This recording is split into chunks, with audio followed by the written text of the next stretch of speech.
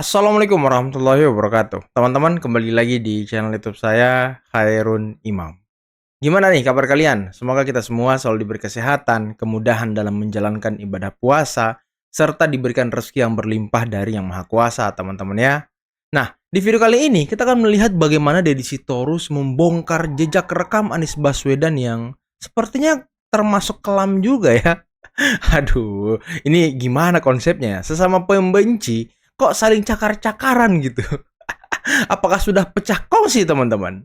Nah, selain itu ada kabar ataupun berita bahwa akan ada Indonesia Gelap Jilid 2. Waduh, ini motornya siapa lagi nih yang menggerakkan siapa lagi kira-kira teman-teman? Oke, sebelum kita mulai videonya jangan lupa like, subscribe, dan share. Dan tanpa perlu berlama-lama lagi, mari kita mulai videonya berikut ini.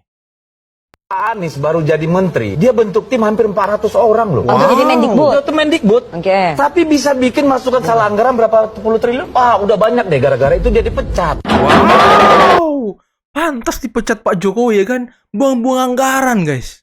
Pantas juga dia nggak diajak-ajak sama Pak Prabowo untuk masuk kabinet. Ya sukanya buang-buang anggaran ya kan? Tim hampir 400 orang. Anggarannya 10 triliun, puluhan triliun. Waduh, yang bener aja Mas Anies. Lihat nih kelakuan imamah di palsu kalian guys. Koruptor disambut hangat banget tuh. Mas Anies sudah tahu koruptor disupport, diberi doa. Nih kalian lihat nih, sudah jadi terdakwa guys. Dalam kasus ini Tom Lembong merugikan negara hingga 578 M. Nih kalian lihat lagi nih, alasan jaksa dakwa Tom Lembong korupsi meski tak terima aliran duit. Ye, buat anak-anak abah yang cerdasnya overklaim gak harus menerima uang untuk dikatakan koruptor, tapi merugikan negara termasuk koruptor. Baca lagi undang-undang sana, seseorang dikatakan korupsi nggak hanya untuk memperkaya diri sendiri, tapi memperkaya orang lain juga bisa. Jangan salahkan jaksa, mereka lebih cerdas daripada anak-anak abah. Terus yang kocaknya apa?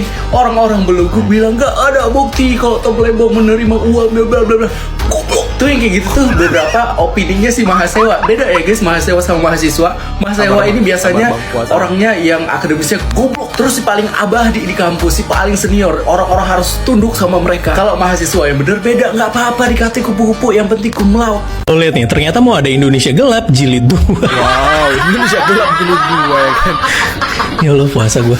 Jadi guys, katanya Indonesia Gelap Jilid 2 ini para mahasiswa tuntutannya bergeser dari yang tadinya mengkritik pemerintahan Prabowo, sekarang jadi mau melengsarkan presiden dan wakil presiden. Oke, disclaimer dulu ya, gue sebenarnya mendukung mahasiswa yang demo buat kritik atau bersuara. Tapi kalau tujuan demo mahasiswa kalian buat melengsarkan presiden sekarang, itu namanya komedi. Kenapa kalian sekarang nggak demo soal pengesahan UU perampasan aset? Soalnya kan sekarang koruptor lagi banyak ditangkepin sama pemerintah. Jadi pas waktunya banyak koruptor yang sekarang lagi ditangkep. Kalau UU itu sah, jadi beneran bisa buat miskin para koruptor. Ini lo malah demo buat melengsarkan presiden. Jelas-jelas presiden sekarang itu lagi ngebuka kasus sama nangkepin koruptor. Jadi kesannya demo kalian ini malah kayak ngebelain dan dukung para koruptor. Jadi campaign Indonesia Gelap menurut gue itu aneh dan cacat logika. Soalnya gelap itu kan di masa kemarin. Kasus korupsi itu banyak terjadi di masa kemarin. Masa sekarang justru lagi bersih-bersih korupsi yang terjadi di masa kemarin. Jadi buat para mahasiswa, daripada kalian ikutan campaign Indonesia Gelap yang didukung tempe karena lagi tantrum gara-gara USAID di stop, mending kalian bikin Ramadan Core di kampus, naikin hashtag perampasan aset di sosial media, awal pembongkaran kasus korupsi yang lagi dijalanin pemerintah sekarang masih banyak yang lebih bermanfaat. Jadi kan lebih berfaedah dan lebih jelas.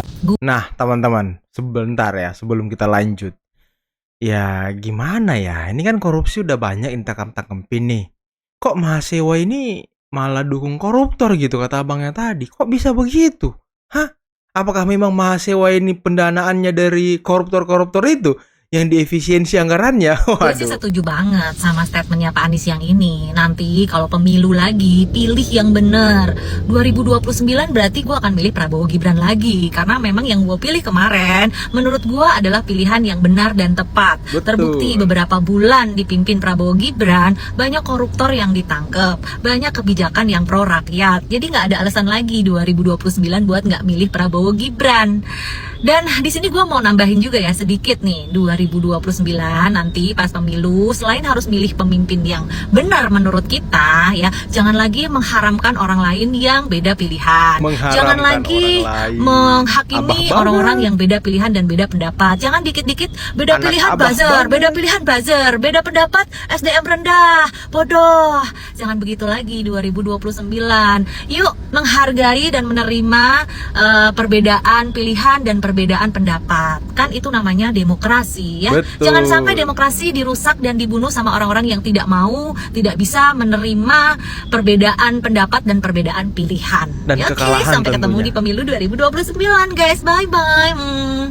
Semua presiden pasti ada orang yang dia ajak untuk ya berdiskusi bagaimana ke depan program ini dijalankan.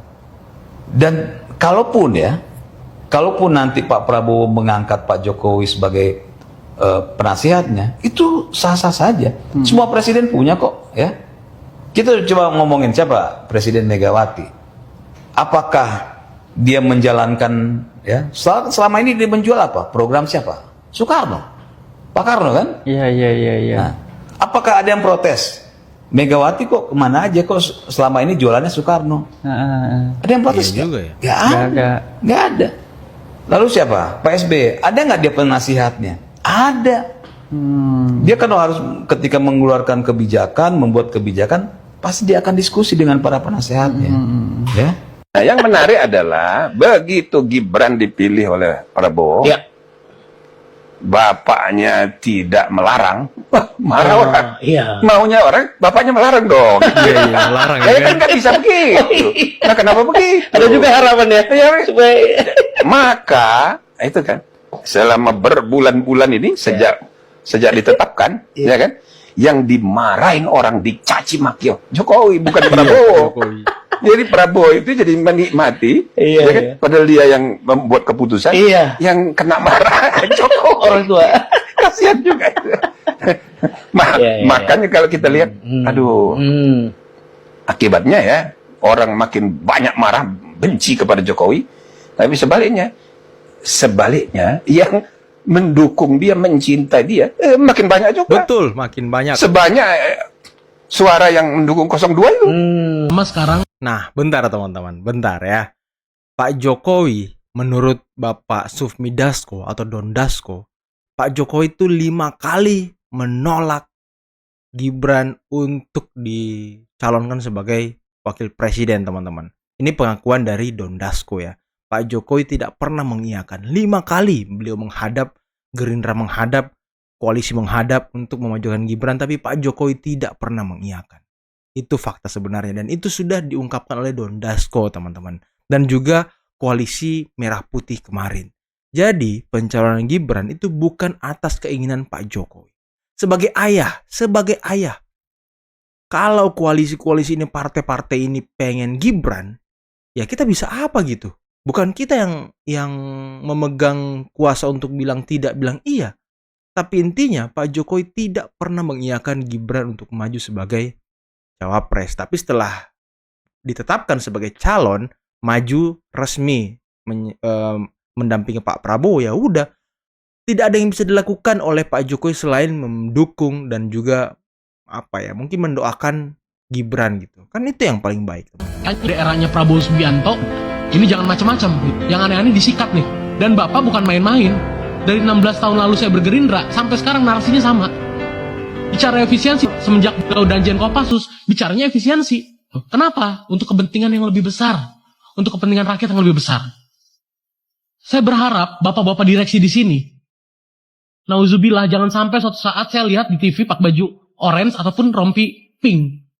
Kita sama-sama tahu, Pak Prabowo konsen sekali tentang ICOR, Incremental Capital Outflow Ratio. Indonesia ini terlalu mahal. Contoh sederhana, untuk mendapatkan $1, Indonesia ini butuh mengeluarkan $6. Beda dengan negara lain yang hanya 3-4 dolar, itu ICOR. Kedepannya semangatnya harus sama, menutup kebocoran. Makanya efisiensi dilakukan hingga satuan 9. Spiritnya sudah sama. Spiritnya apa? Untuk membenahi yang selama ini berantakan. Kami berharap teman-teman di karya-karya ini, please sama-sama kita introspeksi apa saja sih sebetulnya yang jadi problem selama ini. Ada fraud, ada penyalahgunaan, ataupun apa. Jangan khawatir untuk mendiskusikan dengan pihak-pihak yang memang bisa menyelesaikan itu. Daripada beresiko terhadap yang lebih besar. Saya yakin direksi-direksi di sini orang-orang terbaik. Ya, orang-orang Yang pintar. sudah menjadi lokomotif pembangunan bangsa saat ini. Tentunya ini bisa kita lakukan sama-sama asal ada goodwill. bahwa pada saat ini terbongkar korupsi besar seperti Pertamina, ASDP, PLN, dan juga di OTW. lembaga LPEI yang begitu besar. Kita berdoa agar Presiden Prabowo Gibran itu sukses di dalam memimpin negara ini dan terlindungi dari orang-orang yang kita ketahui sangat jahat. Terutama adalah orang-orang yang berada di lingkaran satu presiden. Orang yang tidak menggunakan jabatannya untuk kepentingan pribadi dan juga untuk kepentingan keluarga. Kita minta Prabowo harus mulai betul-betul tegas menghadapi para orang-orang yang korup, penjahat, penipu, yang baik yang ada di lingkungan terdekatnya ataupun yang di luar lingkungannya. Nah, ini penting teman-teman. Kita harus mendoakan Pak Prabowo, semoga Pak Prabowo selalu sehat, Pak Prabowo Gibran selalu tetap on the track, tetap bisa menjaga dan mungkin melibas semua koruptor-koruptor di negara ini, teman-teman. Dan Pak Prabowo selalu dilindungi menurut sesuai dengan kata Bung Sulvan Lindan, Pak Prabowo dilindungi dari orang-orang jahat karena ya mafia-mafia di Indonesia ini sudah banyak banget dan mengakar, teman-teman. Tumbuh kembang dia. Nah, ini perlu kekuatan besar untuk membersihkan itu semua. Makanya Pak Prabowo adalah pilihan tepat untuk memimpin bangsa kita untuk saat ini. Nah, dan tadi bisa kita lihat bagaimana Deddy Sitorus membongkar aib dari Anies Baswedan yang membuat ibaratnya buang-buang anggaran lah gitu ya kan, buang-buang anggaran 10 triliun dan membuat tim hampir 400 orang untuk apa gitu ya kan, untuk apa? Ini sangat luar biasa ini. Emang nggak cocok beliau ini untuk masuk dalam kabinet Prabowo Gibran. Kemarin kan sempat ada campaign anak-anak Abah tuh. Gimana menurut kalian kalau Abah masuk kabinet? Ya elah, udah jejak rekamnya seperti itu. Dan bagaimana tadi Indonesia Jilid 2 akan dilaksanakan? Waduh, apakah ini imbas karena banyak aktivis-aktivus? Waduh, aktivis-aktivus yang kena tangkap karena memaki-maki presiden. Waduh, dan kemarahannya memuncak. Dan siapa yang mendanai mereka nanti? Kok cuma Tempo nih yang angkat bicara? Apakah yang mendanai ini adalah Tempe? Waduh, ini yang akan kita tunggu ya. Kita tunggu aksinya, apakah memang dia mau aksi atau seperti apa. Tapi saya curiga ya, aksi Indonesia Gelap Jilid 2-nya ini akan dilaksanakan di April. Sama seperti aksi yang akan dilaksanakan oleh Faisal Assegaf, siapa lagi? Faisal Assegaf, Said Didu, dan kawan-kawannya. Kan mereka mau membuat aksi besar-besaran tuh di April. 6 bulan pemerintahan Prabowo. Nah ini kita tunggu apakah mereka akan aksi bersamaan. Kalau iya, berarti kecurigaan kita selama ini benar, teman-teman. Oke, mungkin cukup sekian dulu video kali ini. Jangan lupa like, subscribe, dan share videonya. Akhir kata, billahi taufiq wal hidayah. Assalamualaikum warahmatullahi wabarakatuh.